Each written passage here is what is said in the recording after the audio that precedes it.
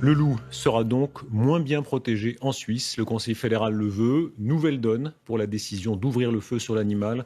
Elle pourra intervenir plus facilement par autorisation cantonale dès lors qu'une attaque de bétail paraît probable. Le débat était vif, notamment en Valais. Fabienne Pambianco-Carella, Pierre Nebel, Céline Brichet. Le loup perd son immunité. Protégé jusqu'à aujourd'hui, le Conseil fédéral permet désormais d'abattre un loup menaçant la population ou le bétail. Une décision qui sonne comme une victoire dans les cantons alpins où certains l'attendaient depuis longtemps.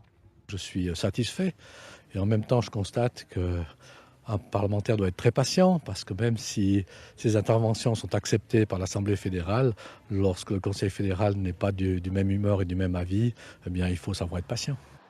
La protection du prédateur divise en effet la coupelle fédérale depuis des années.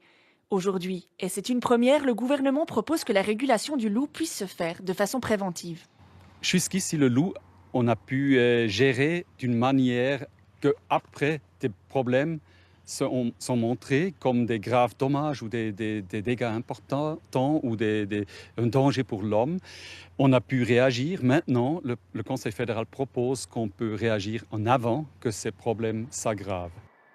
Autre nouveauté majeure, ce sont désormais les cantons qui détiennent l'autorisation de tir. Jusqu'à aujourd'hui, elle relevait de la Berne fédérale.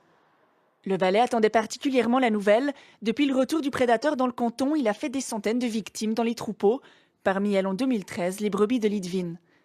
Aujourd'hui, pour l'éleveuse, cette nouvelle loi est encore insuffisante. Ça va nous encourager un petit peu, mais ça va pas. Le jour où on a une attaque, il faudra faire plein de mesures administratives pour pouvoir prendre la décision de l'abattre quand même, quoi. Ce ne sera pas du jour au lendemain, quoi. Puis le loup, il attaque en peu de temps, il tue beaucoup de bêtes, quoi. Ça va pas être la solution miracle. Si l'éleveuse ne dormira tranquille que lorsque le loup aura à nouveau disparu de Suisse, cette nouvelle mesure ne le permettra pas. Mais elle signe une diminution marquée de la protection du prédateur dans notre pays.